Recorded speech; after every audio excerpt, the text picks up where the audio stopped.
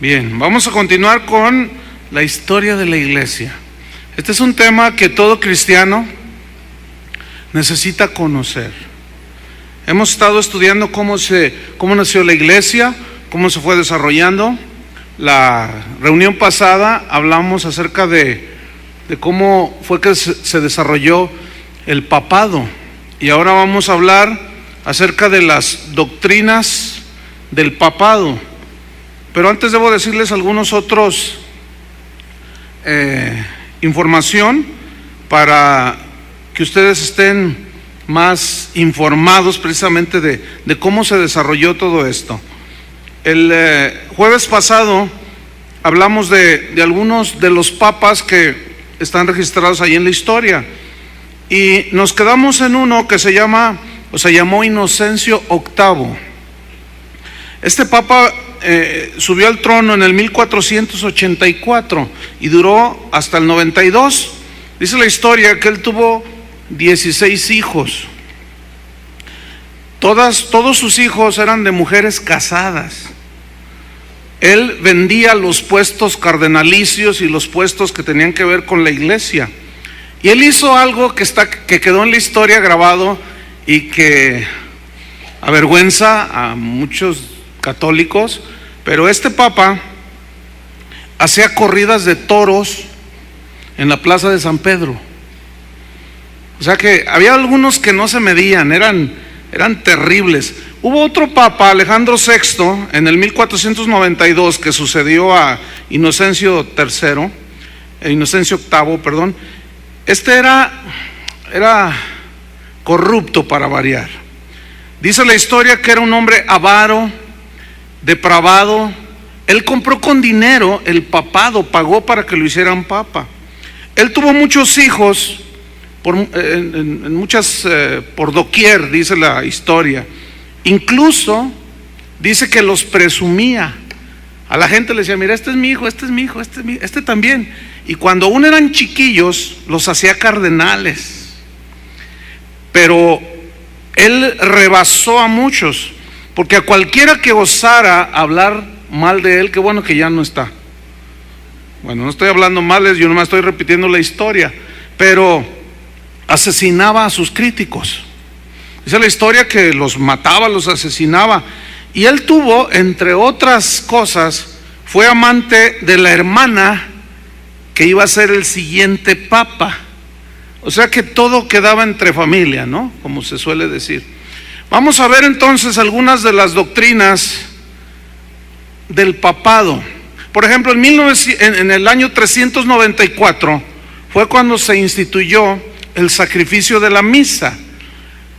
La misa es un sacrificio en el cual, cuando el sacerdote ofrece el pan y el vino, se está sacrificando de nuevo a Jesucristo. Por eso se llama el sacrificio de la misa.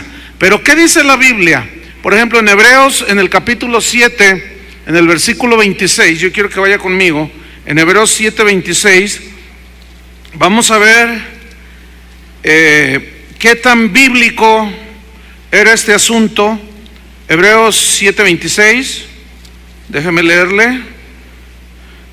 Dice: porque tal sumo sacerdote nos convenía, hablando de Jesús, santo, inocente, sin mancha, apartado de los pecadores y hecho más sublime que los cielos, que no tiene necesidad cada día, como aquellos sumos sacerdotes, de ofrecer primeramente sacrificios por sus propios pecados y luego por los del pueblo, porque esto lo hizo, ¿cuántas veces? Una vez para siempre, ofreciéndose a sí mismo. Bien, eso dice la Biblia y eso hicieron los papas. En el año 450 de nuestra era, uno de los papas, uno de los Gregorios, estableció el celibato sacerdotal, el celibato obligatorio. Es decir, todo el que quisiera ser sacerdote debería de ser célibe, no podían casarse. Pero esa práctica no se conoció hasta ese entonces, poquito después del año 300. ¿Se acuerdan cuando llegaron los que se aislaron en los monasterios? Ahí empezó un asunto de para no contaminarse, según ellos. Y entonces establecieron el celibato obligatorio. Pero vamos a ver qué dice la Biblia en 1 Timoteo capítulo 3. Está atrasito de Hebreos. 1 Timoteo capítulo 3, en el versículo número 2. Pero dice: pero es necesario que el obispo, el que sirve a Dios, sea irreprensible, marido de una sola mujer. Es decir, nunca en las Escrituras se ve la enseñanza de que los que sirven a Dios deberían de permanecer célibes. Y una de las señales de apostasía es que prohibirán casarse. Según 1 de Timoteo, si usted se fija en el versículo, en el capítulo 4, 1 Timoteo 4, pero el Espíritu dice claramente que en los postreros tiempos algunos apostatarán de la fe, o sea, dejarán los principios del Evangelio, escuchando a espíritus engañadores y a doctrinas de demonios, por la hipocresía de mentirosos que, teniendo cauterizada la conciencia, número 1, ¿qué van a hacer?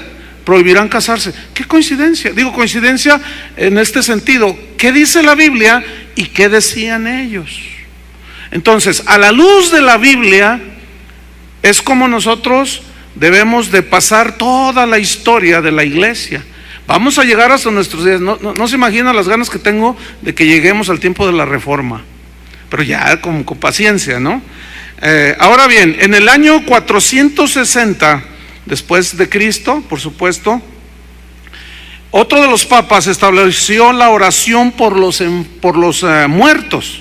Es decir, que se podía orar a favor de los muertos. Esto llevaba detrás de esta oración por los enfermos el deseo de sacar dinero. Obviamente había que pedir por los muertos que habían muerto en sus pecados, y por medio de oraciones que la gente pagaba, ellos podían salir de algo que alguien dijo que era un invento recaudatorio, el purgatorio. Entonces todo esto era un plan muy bien armado para sacarle dinero a la gente. Esa actitud sigue hasta el día de hoy y se ha colado en el cristianismo de la Biblia o en los cristianos bíblicos. Usted prende la televisión, que se precia de ser cristiana, y mande tanto dinero, nosotros oramos por ustedes para que reciban la bendición de Dios. O sea, hay que pagar, hay que comprar las bendiciones de Dios. Pero ¿qué dice Hebreos 9:27? Vaya adelantito, de ahí vamos a estar viendo bastante otra vez. Hebreos 9, en el versículo 27, respecto a la oración de los muertos. ¿Podrá haber alguna oración que ayude a las personas una vez muertas? Bueno, vamos a ver qué dice la Biblia. 9:27 de Hebreos: y de la manera que está establecido para los hombres. ¿Quién lo estableció? Dios. Que mueran una sola vez, y después de esto deben de esperar ¿qué? El juicio. O sea, una vez muerto, ya la oportunidad la tuvimos, o la gente la tuvo mientras estaba con vida en este mundo. Así llegamos al año 526, cuando otro de los papas inventa la doctrina de la extrema unción. Esto es que cuando una persona está muriendo o no alcanza a llegar el sacerdote y se le murió, llega y le da los santos óleos y lo rocía de aceite y óleos. Entonces ya eso garantiza que la persona va derechito al cielo. Pero ¿qué dice la Biblia? Con el mismo versículo que acabamos de leer, está establecido para los hombres que mueran una sola vez, y después de eso ¿qué? El juicio. No hay más. Llegamos al año 593 de nuestra era, donde se injerta o se inventa la doctrina del purgatorio. ¿Qué es esta doctrina? Supuestamente es un lugar a donde van aquellos que murieron en sus pecados, que no pudieron confesarse con un sacerdote. Entonces cuando mueren van directo al purgatorio. Es un lugar donde se expían los últimos pecados, los que les quedaron por allí, pero allí pueden estar cientos de años. Pero uno de los papas, muy listo por cierto, dijo que había que hacerles unos actos religiosos que se llamaron misas gregorianas, pero obviamente con un cómodo pago. ¿Por qué siempre tiene que la gente pagar? ¿Por qué siempre los abusivos? En cualquier iglesia hay de esa gente, ¿sí o no? Entre nosotros los tenemos, no nada más con los católicos, porque ese espíritu no viene de Dios. Ese espíritu está infiltrado en todas las religiones y en todas las expresiones del cristianismo. Es una actitud horrible que ofende a Dios. Entonces, había que pagar, por supuesto, para que la gente expiara sus pecados y saliera del purgatorio. Y esa fue una de las doctrinas que se manipularon tanto, que fueron una de las que mayormente provocaron lo que se conoce como la reforma de la iglesia. Cuando se divide por segunda vez la iglesia cristiana, ya se había dividido en la iglesia ortodoxa griega, pero luego viene el segundo cisma, la división del cristianismo. Esto sucedió en Europa por un monje católico llamado Martín Lutero, que no podía tolerar lo que él estaba viendo, y menos cuando comenzó a estudiar las escrituras. Esto le sucede al que estudia las escrituras, se mete en un asunto para bien de su alma, qué bueno, pero peligroso, porque en el momento que empiezas a leer las escrituras te empiezas a dar cuenta de las cosas. Entonces se armó una revolución y tú y yo somos producto de esa revolución espiritual, fíjate. Entonces se inventó también el asunto del limbo. Es un lugar a donde los niños, si no los bautizan, claro, hay que pagar por bautizarlos. Qué casualidad, no hay que pagar una lana para bautizarlos. ¿Sabían que aquí en Guadalajara, bueno, yo supe de un pastor, un par de iglesias aquí en Guadalajara, que ya cobran por casar, por bautizar? Y dices, ¿cómo? Ya está, es que es un buen negocio, hermanos. Si quieres hacerte rico, pon una iglesia allá enfrente y empieza a sacar dinero a la gente. Eso es terrible, hermanos. Pero fíjense desde cuántos años atrás estamos hablando. ¿Ah? Entonces, ¿qué dice la Biblia en Lucas 16:26? Ahí Jesús está dando una historia de un hombre que se fue al seno de Abraham. Ahí estaba disfrutando al paraíso, la presencia de Dios, la paz de Dios. Y otro se había ido a un lugar de tormento, Lázaro y el rico, ¿se acuerdan? Y entonces dice la escritura, hay una gran cima entre nosotros y ellos, porque el que estaba en tormentos dijo, Padre Abraham, que Lázaro venga y moje aunque sea un poquito mi lengua con un poco de agua, porque estoy en tormento. Y Abraham le contesta, no, es que no se puede.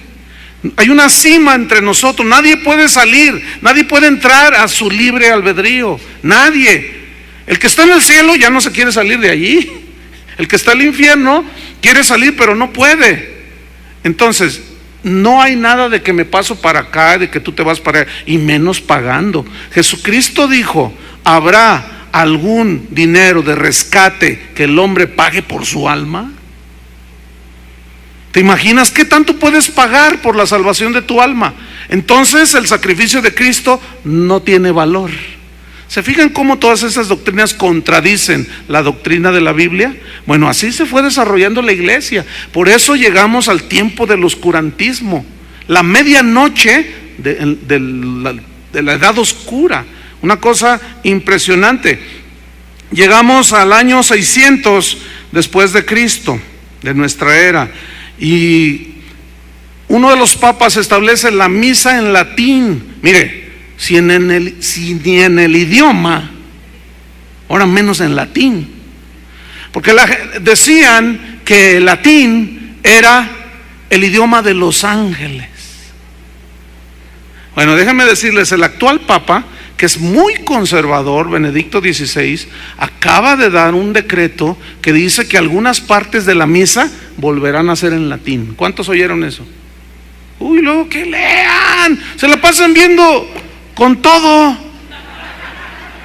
Vean cosas que ustedes aprendan, no pierdan el tiempo. Casi nadie levantó la mano. O sea que yo soy el único que veo las noticias o leo las noticias.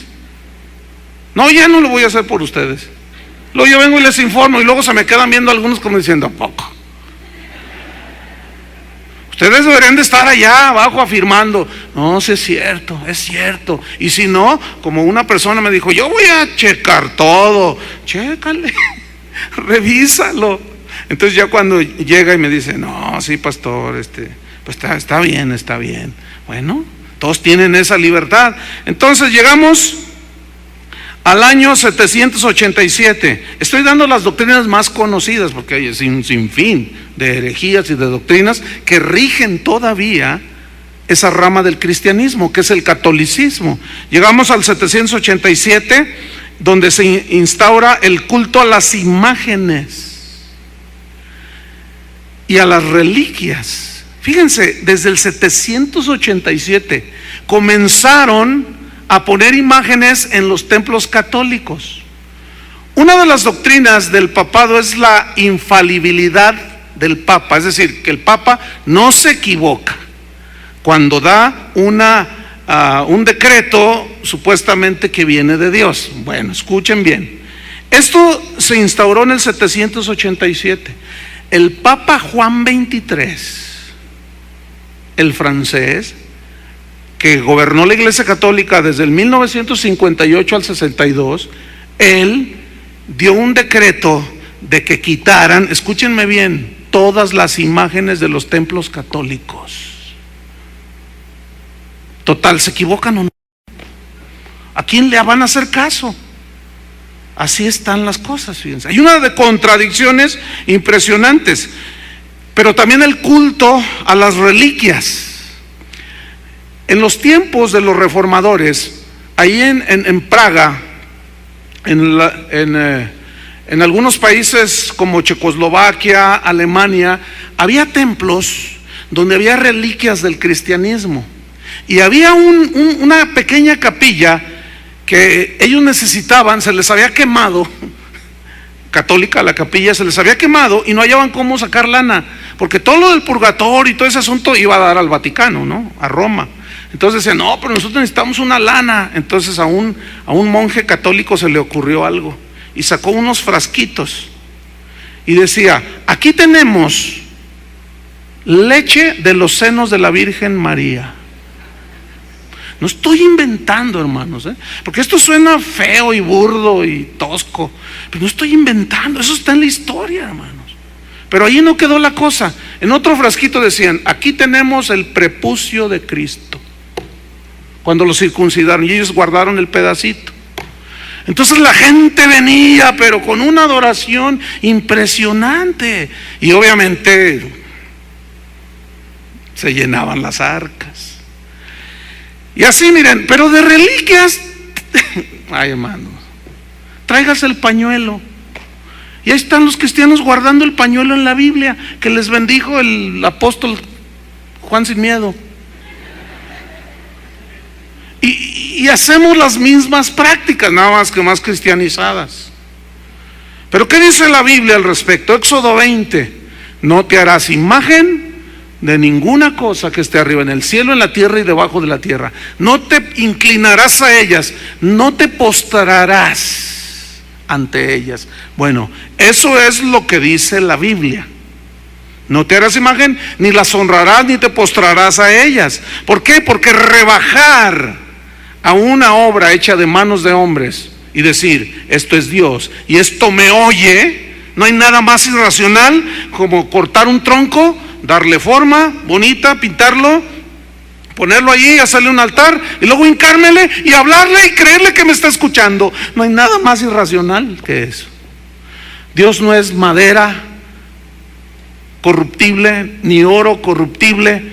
Dios es espíritu y Dios no lo podemos asemejar a absolutamente nada. Pero esa fue otra de las doctrinas. Llegamos al año 850 y aquí se instaura una de las prácticas que siguen vigentes hasta el día de hoy, el agua bendita. El otro día mi esposa y yo estábamos viendo una película que hablaba de unos sacerdotes. El ánimo de la película no era, digamos, hablar de la vida sacerdotal ni nada, pero sacaban muchas cosas que realmente se practican. Entonces había una escena donde se les aparece Satanás y empezaron a ver fenómenos extraños. Entonces uno de los sacerdotes, pero así rápido, cuando se mueve y él siente una presencia fea, espiritual, inmediatamente hagan de cuenta que iba a sacar una pistola y ¡fum! Y sacó la cosita esa que tiene agua. ¿Y dónde estás? Le decía, ¿dónde estás? ¿Ustedes creen que con agüita? Pero yo quiero que ustedes razonen y piensen. ¿Ustedes creen que con agüita bendita puedes rechazar, expulsar a los demonios? ¿Qué dijo Jesús? Todos los que en mi nombre, todos los que creen en mi nombre y con agüita.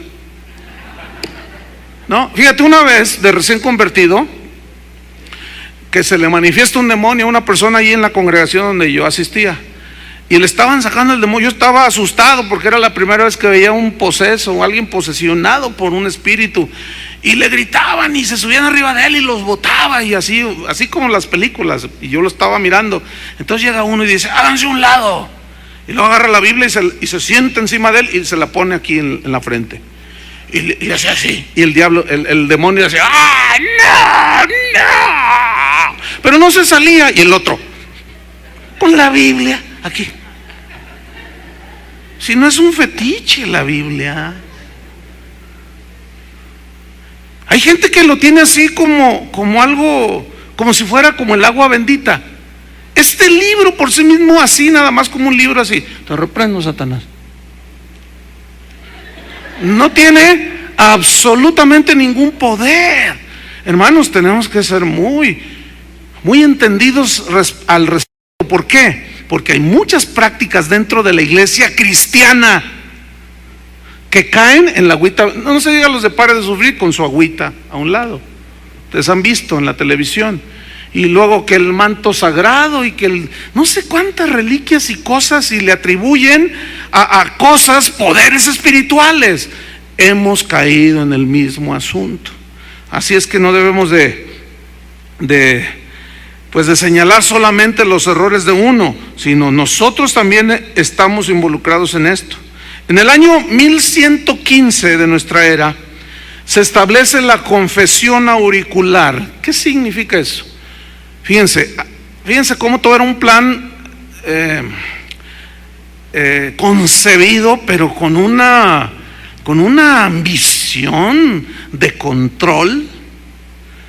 Y esta doctrina consiste en que las personas, el que profesa catolicismo, debe de ir con un sacerdote a confesar sus pecados, aquí al oído o enfrente de él. Y bueno, a mí me tocó, cuando yo era un joven, un niño, que me confesaba con un sacerdote, verlo así cara a cara. Las mujeres se ponían aquí como, así eran mis tiempos. No sé ahora cómo ha evolucionado. No sé si ha evolucionado, si sigue siendo igual, pero me acuerdo un día que yo iba, pero sí tan acongojado, yo me sentía el peor, me sentía como el último, como así como Pablo, como un abortivo, como un desechado por Dios. Ahorita les digo cuál fue el pecado que hice. Entonces yo llego y no levantaba ni, yo tenía como 8 años de edad. Entonces me dice el padre, ¿qué hiciste, hijo? Y le dije, no, padre, pues es que me acuso, y no le podía decir. Pues ¿a qué te acusas? Dime tu pecado, ya que no ves la fila que hay. Tienes que darte prisa, me dijo. Es que yo, padre, y, ¿me vas a decir o no? Le dije, es que fumé. Me dice, ¿y quién te dijo que eso era pecado? Pues yo sé que, no, eso no es pecado, ya vete, ándale, rézate unos padres nuestros, ya, ándale, no es pecado. Y yo me salí todo sacadísimo de onda.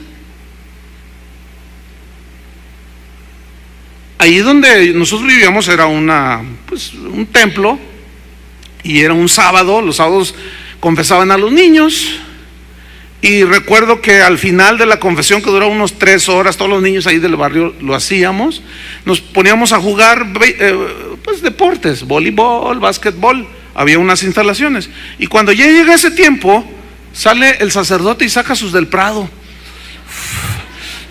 Entonces yo dije, pues no es malo. Pero ¿qué dice la Biblia? Que somos templos del Espíritu Santo. ¿No dice así? Entonces, yo quiero que ustedes vayan notando cómo todas esas cosas son enseñanzas que no son bíblicas. ¿Qué dice la Biblia en 1 de Juan 1:9?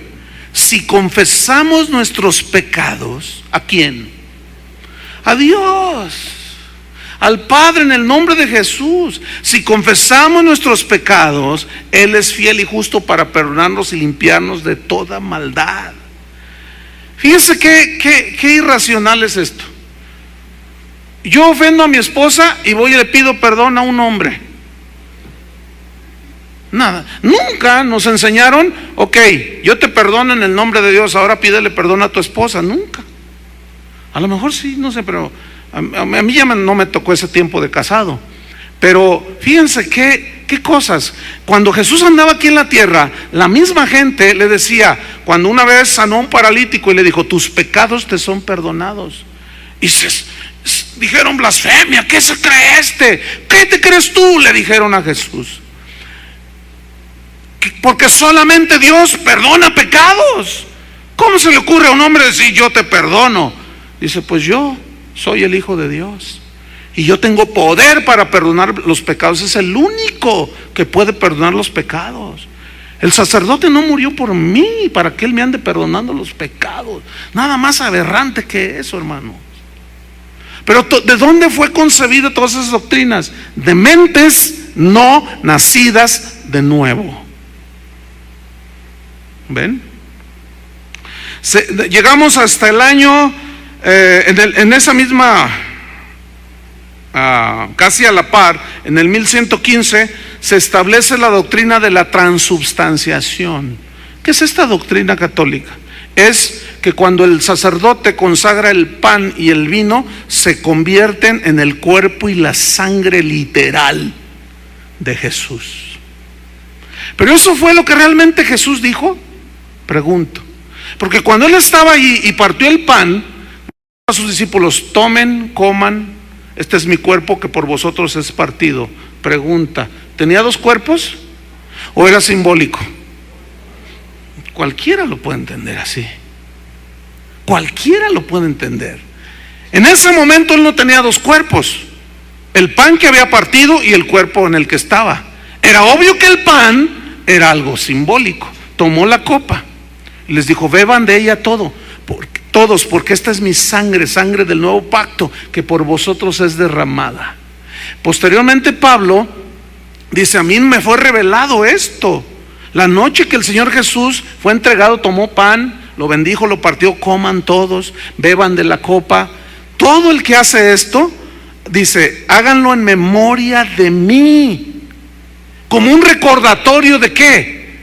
Del sacrificio que Jesús había hecho. Así como los judíos una vez al año celebraban la fiesta de la Pascua, donde mataban al cordero y recordaban la liberación de Egipto, así nosotros, los cristianos.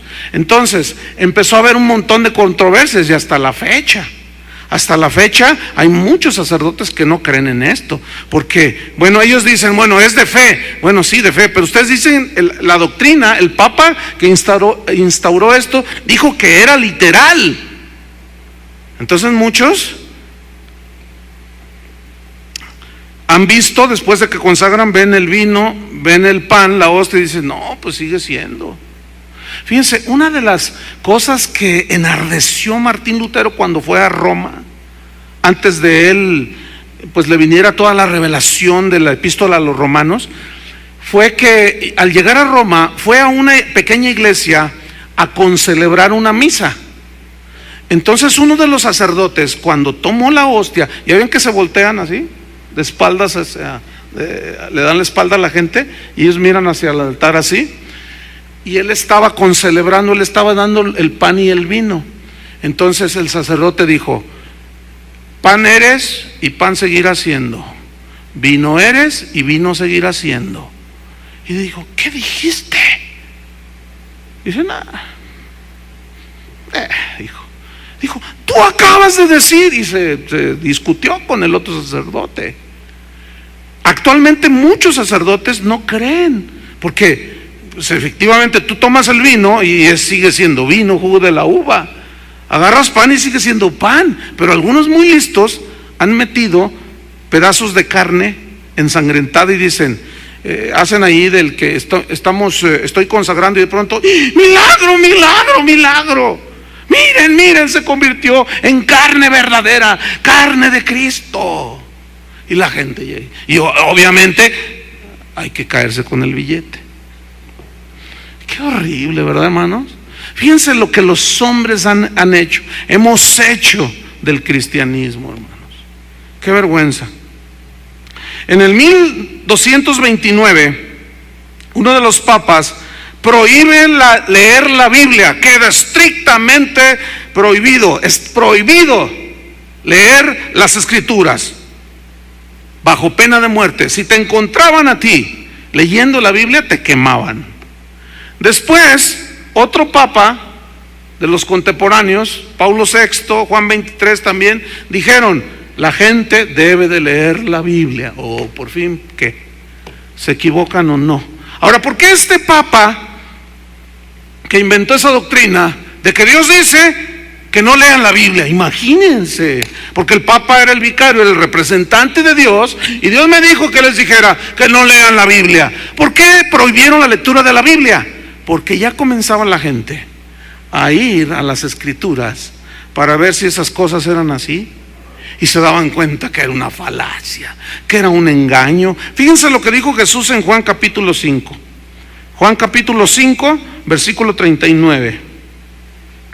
Aquí Jesús está hablando con los discípulos, está enseñando, se le atraviesan ahí los fariseos, y vean lo que les dice. Juan 5, 39. Escudriñad las Escrituras. ¿A quién le vamos a hacer caso? ¿A los hombres o a Jesús? ¿A quién? ¿A los hombres o a Jesús? Jesús mismo dice, escudriñad, buscad, profundizad en las Escrituras, porque a vosotros, les había dicho a los que no creían en Él, os parece que en ellas tenéis la vida eterna, y ellas, las Escrituras, son las que dan testimonio de mí.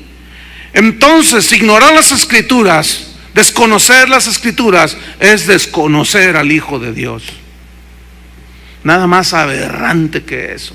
Por eso, hermanos, la humanidad entera entró en un oscurantismo, porque la luz vino a la tierra, la luz vino, alumbró a los hombres, y ellos amaron más las tinieblas que la luz.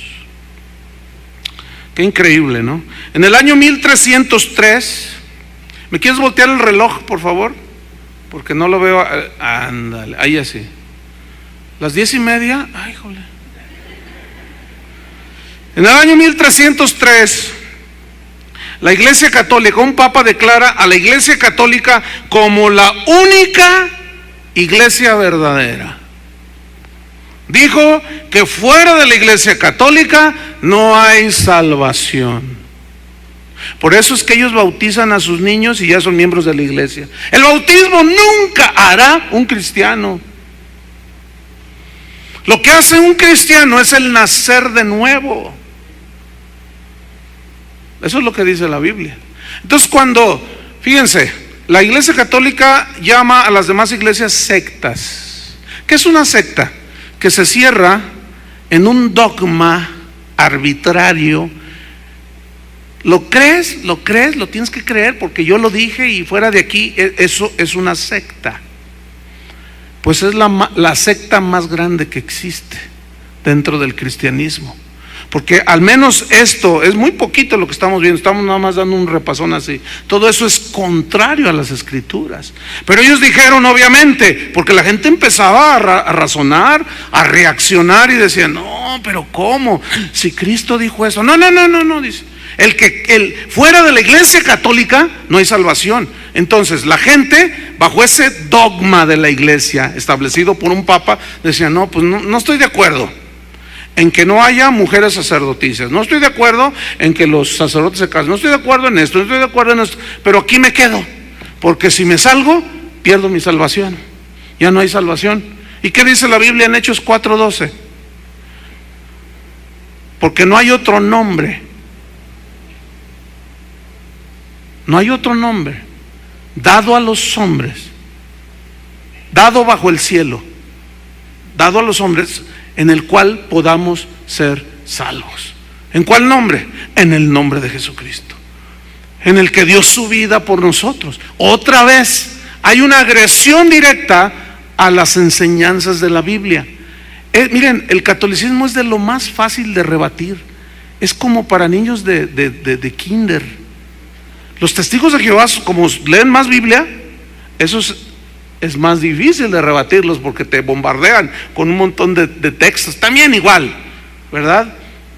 Pero ¿qué es? Escúchenme bien, ¿qué es un verdadero cristiano? ¿Cuál es la iglesia verdadera? La iglesia verdadera no es una organización que proclama: nosotros somos la única. Los de la hermosa provincia dicen que fuera de ellos no hay salvación. Los mormones igual, los testigos de Jehová igual. ¿Ven? Nosotros vamos a caer en ese error, ¿verdad que no? Si nosotros proclamamos: el que no venga a casa de oración se va a ir al infierno. No es cierto. Tú puedes venir aquí e ir derechito al infierno. ¿Sí o no? ¿Sí o no, Chuy? Porque si tú no te arrepientes, te conviertes a Cristo, lavas tus pecados en la sangre del Cordero, así yo te haya casado, yo te haya bautizado, te vas al infierno. Entonces vemos que una organización en sí misma no salva. Es la persona de Jesucristo la que salva. Entonces, una vez más, ¿sí? Y la Biblia tenía razón. La Biblia se defiende solita. Llegamos al año 1546. Ya la Reforma estaba en todo su apogeo y se agregan 11 libros a la Biblia, los libros llamados apócrifos. Esta palabra significa textos dudosos, es decir, que no son inspirados por el Espíritu Santo. En esta época ya estaba el canon de las Escrituras. El canon quiere decir regla de medir. Todos los libros, los 66 libros que tenemos nosotros aquí, son los que los padres de la iglesia, todos convinieron en que estos eran los libros inspirados por el Espíritu Santo. Hay otras cartas de cristianos como Clemente de Alejandría, de Orígenes, del mismo Justino, del mismo Pedro. Hay un Apocalipsis de Pedro, hay un Evangelio de Judas, hay un Evangelio de Tomás. Y los que no entienden eso, lo ven en el Discovery. Y el otro día alguien me habló bien desconcertada. Una señora: ay, pastor, estoy viendo el Discovery. ¿Y qué está viendo? Es que están diciendo que María Magdalena era amante de Jesús.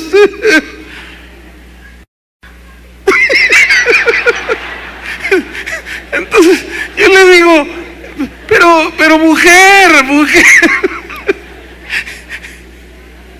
es que encontraron unos escritos. Estaba tan afligida la mujer. Espero no esté aquí porque se va a sentir mal. Pues no sé de quién era. Me habló a mi casa. Yo no sé de quién le dio mi teléfono, porque yo no quiero que me hablen a mi casa. Imagínense 5,000 llamadas, me vuelven loco. No le des a nadie mi teléfono. Van a decir: ay, sí, qué pedante, qué sangrón. No, fíjese que no. Yo quiero, y siempre les voy a enseñar, que primero le hablen al Señor, al último a mí. Primero busquen a Dios, no busquen al hombre, y van a ver que les va mejor. Porque en una de esas me agarran de malas y los regaño, como aquella señora a las 4 de la mañana. Y yo, ay, a las 4 de la mañana dices: ya se murió mi abuelita. ¿Sí o no?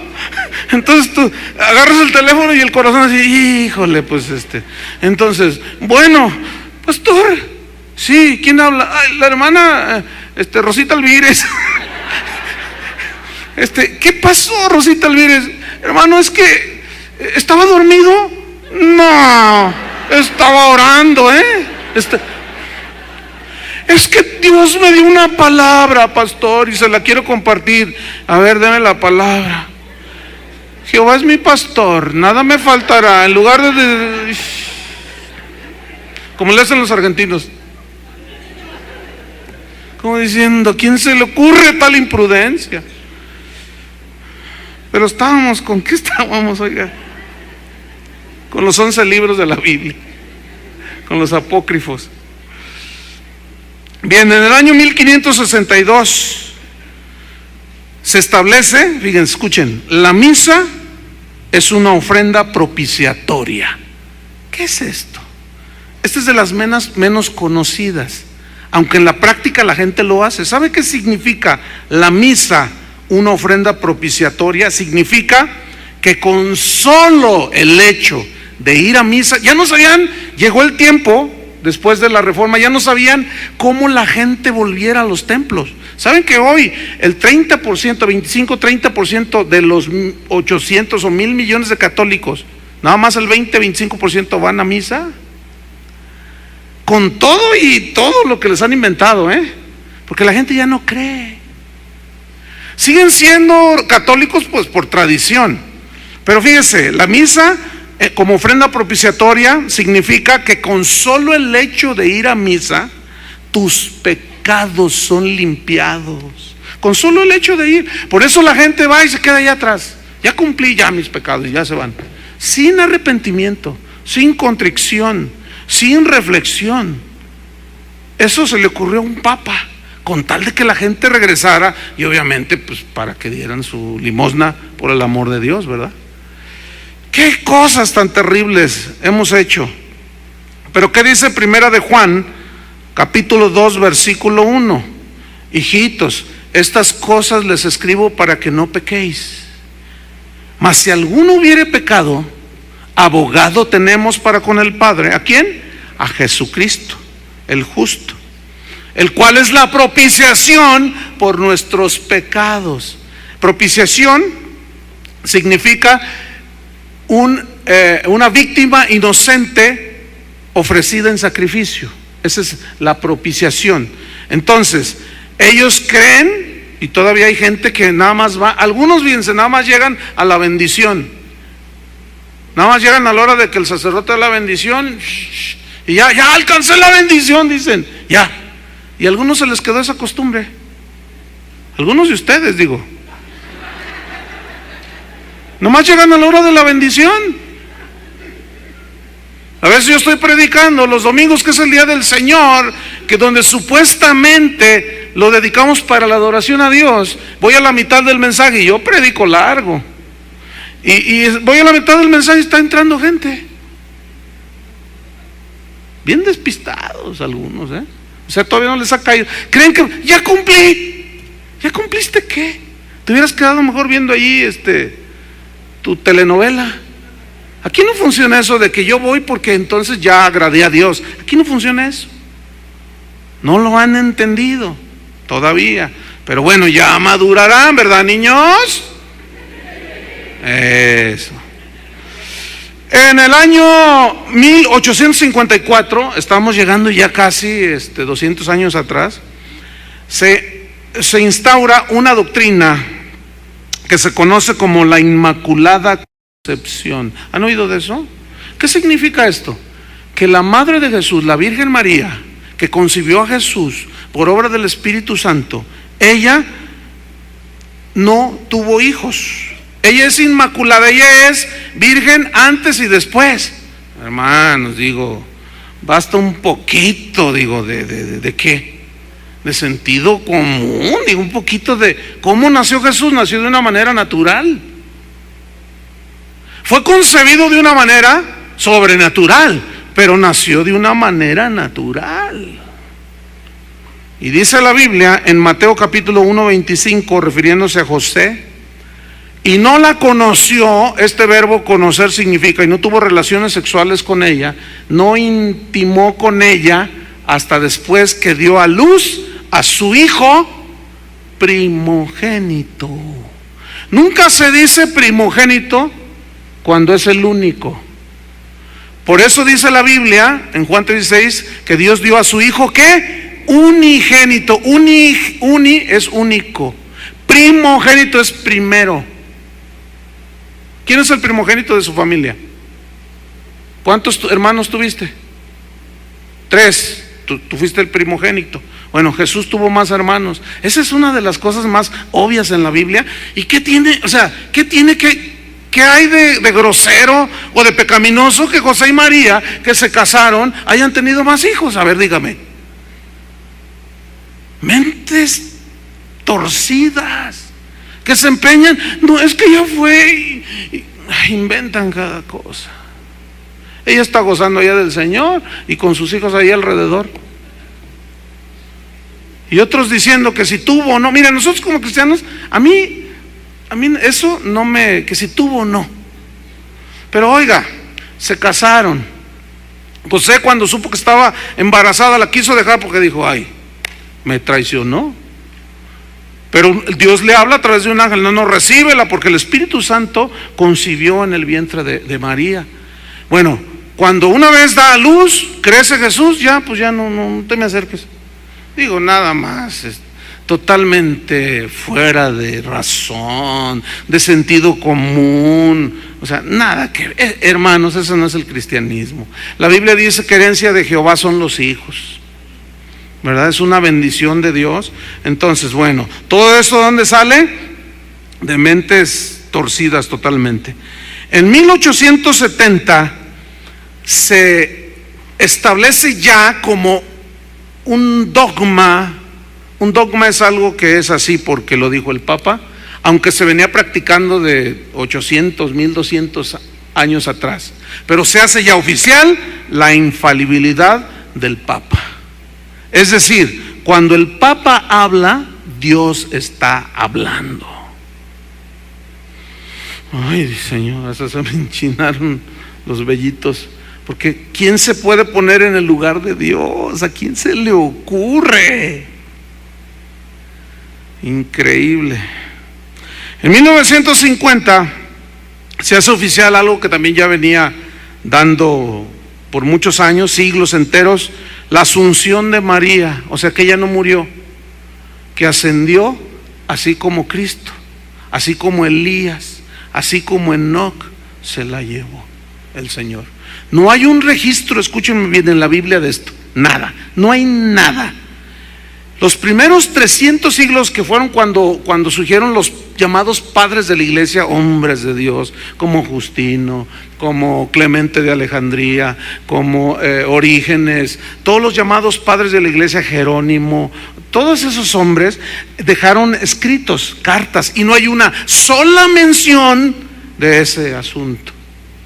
Pero claro, tuvieron que inventarlo, siempre queriendo, creo que lo han logrado, han deificado a la madre del cuerpo terrenal de Jesús. Esos títulos de madre de Dios, hermanos, se oye para nuestra idiosincrasia no suena bien, pero Dios no tiene madre, por el amor de Dios. Porque si tuviera madre, tuviera origen. El título por sí mismo es herético. ¿A quién se le ocurrió? Pues a alguien cuya mente estaba más torcida y con ganas de... Fíjense lo que hacían para sacar dinero, porque todo eso llevaba ese propósito. Qué increíble. Llegamos al año 1965, que fue cuando ya el Papa Paulo VI hace un dogma, el título de María, la Madre de Dios y Madre de la Iglesia. Bueno, ¿qué dice Juan 8:58? Y nos vamos. Juan 8:58. Juan 8.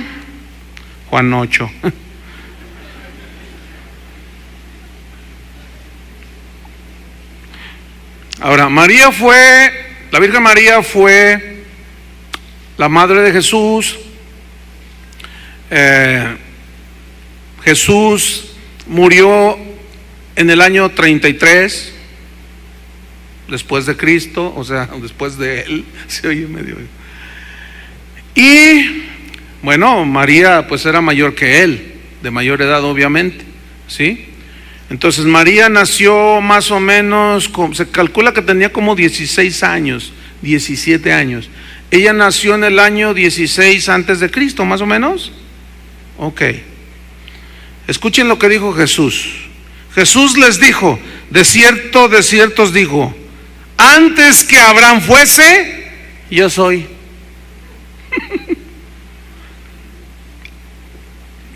¿De cuántos años estamos hablando de Jesús a Abraham? Como 1800 años, casi nada. Antes que Abraham fuese, yo era. Entonces no me inventen que yo tengo mi mamá. Yo no tengo mamá, dice el Señor. No existe la madre de Dios. Es una aberración.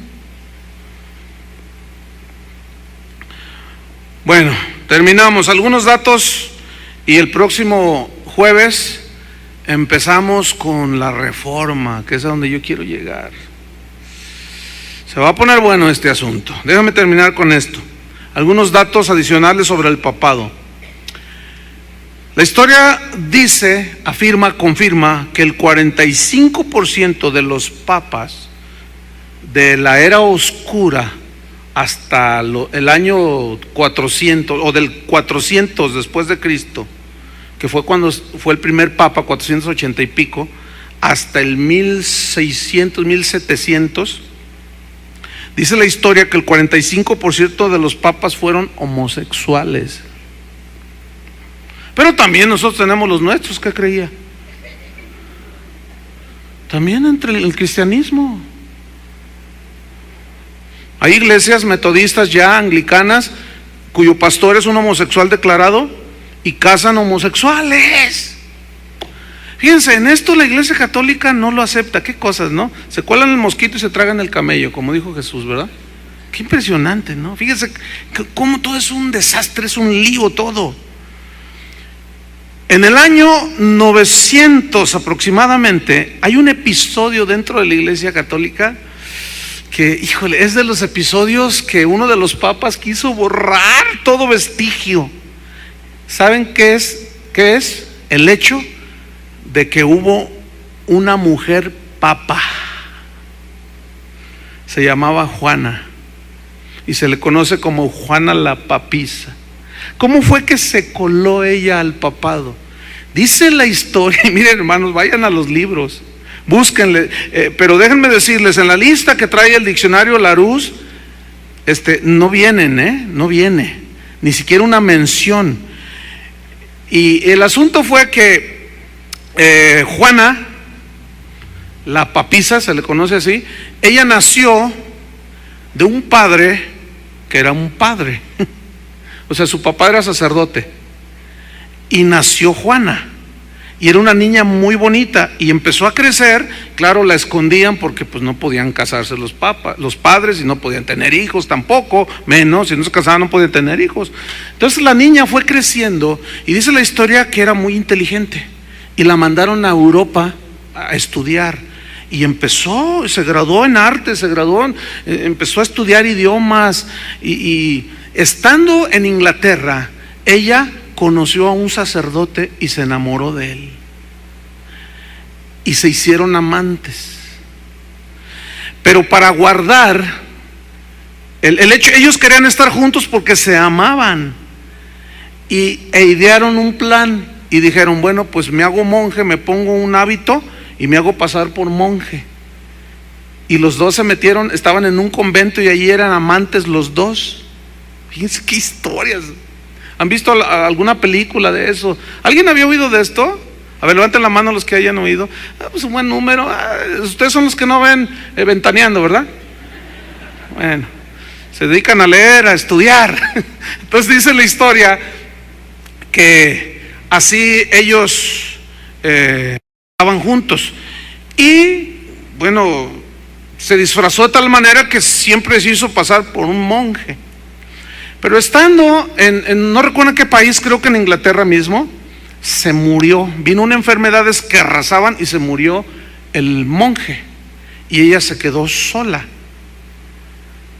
Entonces ella viajó a la ciudad de Roma. Y ya era toda una erudita, porque se fue a Grecia inclusive, aprendió toda la filosofía. Era una mujer, dice la historia, superdotada en su inteligencia.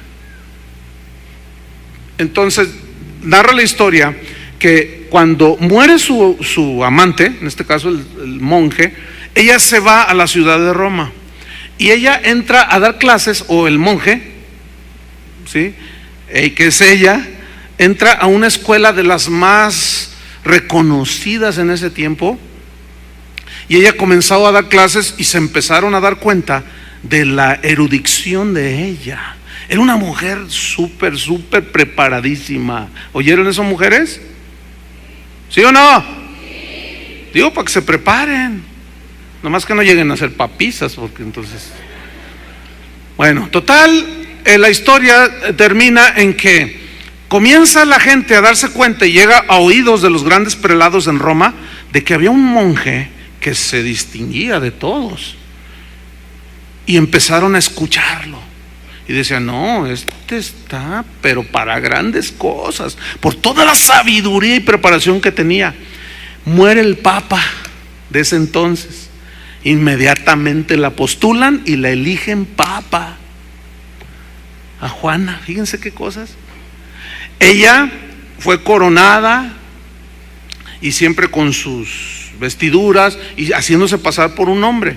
Dice la historia que estando allí en su corte papal, ella, bueno, pues se enamoró de uno de los, unos dicen que era uno de los soldados que cuidaban, otros dicen que era uno de los consejeros. Total, se enamoró de un monje ahí y quedó embarazada.